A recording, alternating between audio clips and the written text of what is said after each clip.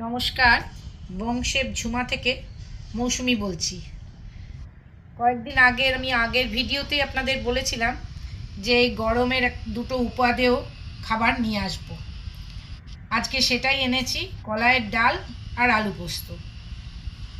গরমে খুবই লোকের পছন্দের খাবার এটা। অন্য কিছু মাছ মাংস ছড়িয়ে রেখেও এটা খাবে। গরমে এটা খেলে শরীর ঠান্ডা থাকবে, মন ঠান্ডা থাকবে। কলাইয়ের ডাল করতে আমার এটাকে তো প্রথমে ধুয়ে রেখেছি। এবারে সর্ষের তেলে কড়াইয়ে সর্ষের তেল দিয়ে 5 ফোড়ন, শুকনো লঙ্কা, তেজপাতা ফোড়ন দিয়ে কলাইয়ের ডালটা ভালো করে নেড়ে নেব।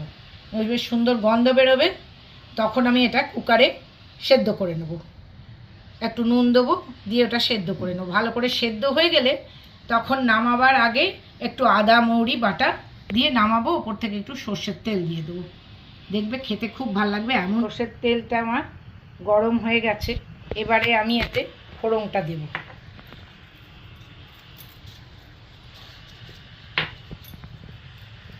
শুকনো লঙ্কা, তেজপাতা আর একটু 5 ফোড়ন দিয়ে যে ডালটাকে ধুয়ে রেখেছিলাম সেই ডালটা এবারে আমি এতে খুব ভালো করে নেড়ে নেব।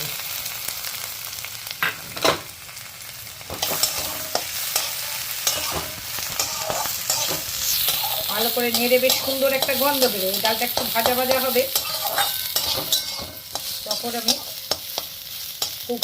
কুকারের জলটা আমার গরম হয়ে গেছে। এবারে আমি এতে ডালটা দিয়ে দিচ্ছি।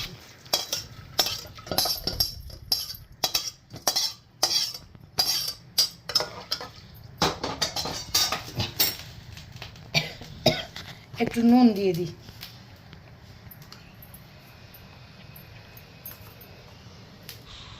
ডালটা এবারে কুকারে সেদ্ধ হোক, এরপরে আমি আলু পোস্তটা বসিয়ে দিই।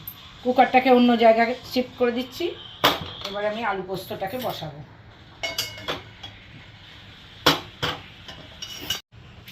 ডালটা সেদ্ধ হচ্ছে, এবারে এই ফাঁকে আমি কড়াইয়ে তেল দিয়ে দিয়েছি। তেলটা প্রায় গরম হয়ে গেছে। এবারে আলু পোস্ত করতে আমার একটু ফোড়নে 5 ফোড়ন, কাঁচা লঙ্কা ফোড়ন দেবো। আর আলুগুলো ডুমো ডুমো করে কেটে ধুয়ে রেখেছি, এগুলোকে ভেজে নেব প্রথমে।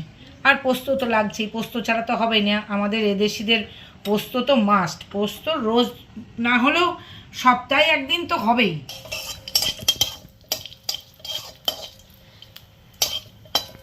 এই কড়াই কাঁচা লঙ্কাটা নেড়ে একটু বেশ গন্ধ বেরোবে সুন্দর, তখন আমি আলুগুলোকে দিয়ে দেবো।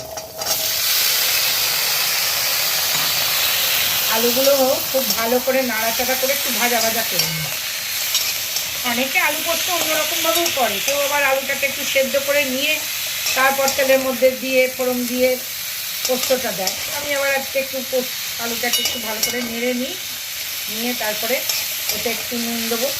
হলুদ দেবো না, আলু পোস্ততে আমার বাড়িতে আবার হলুদ দিয়ে পছন্দ করে না, সাদা সাদা দেখতে খেতে ভালোবাসে বেশি। এটা ভালো করে নেড়ে পোস্ত ভাজা ভাজা হয়ে গেছে আমার একটু। এবারে আমি এতে একটু নুন দেব। নুন দিয়ে একটু জল দিয়ে দেবো, দিয়ে ঢাকা দিয়ে সেদ্ধ হতে দেবো।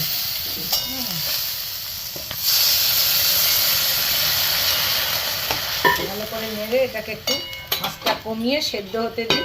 সেদ্ধ হলে তারপরে আমি পোস্তটা দেব। এবারে ঢাকাটা আমি খুলে দেখি যে আলুটা সেদ্ধ হয়ে গেছে, তাহলে পোস্তটা এবারে দেব। তবে মাঝেও একবার দুবার দেখে গেছি যে আলুটা সেদ্ধ হলো কিনা।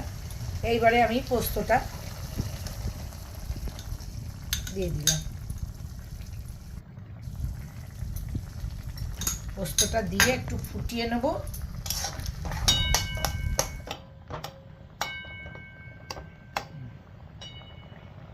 সর্ষের পোস্তর সাথে একটু ফুটে যাক ভালো করে। খুব শুকনো করবো না, একটু ঝোলঝোলি নামাবো আমি।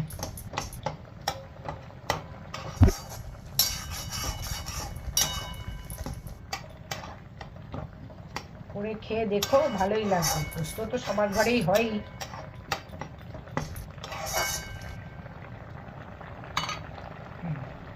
পোস্তটা এবারে আমি ঢেলে নিই। এইটুকু জল আছে সেটুকুও টেনেই নেবে, খুব শুকনো শুকনো আমার করলাম না। এবারে এর উপরে একটু চেরা কাঁচা লঙ্কা আর একটু সর্ষের তেল দিয়ে দিচ্ছি। এই আমার আলু পোস্ত কমপ্লিট। এবার আমি কুকারটা খুলে ডালটা কতদূর সেদ্ধ হয়েছে দেখে একটু ডাল ঘাটার কাঁটা দিয়ে নেড়ে দিলাম। সেদ্ধ হয়ে গেছে, আঁচটা একটু কমিয়ে দিয়ে আমি যে এইটা রেখেছিলাম আদা বাটা আর মৌরি বাটা, সেইটা এখানে উপর থেকে দিয়ে একটু ভালো করে নাড়িয়ে দেব, তাহলে একটা সুন্দর বেশ গন্ধ বেরোবে।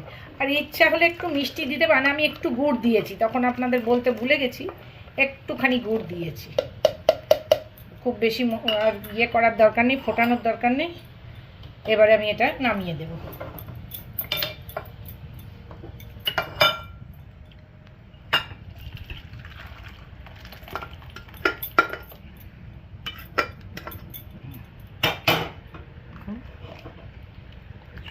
একটু সর্ষের তেল দিই, একটা সুন্দর গন্ধও বেরোবে।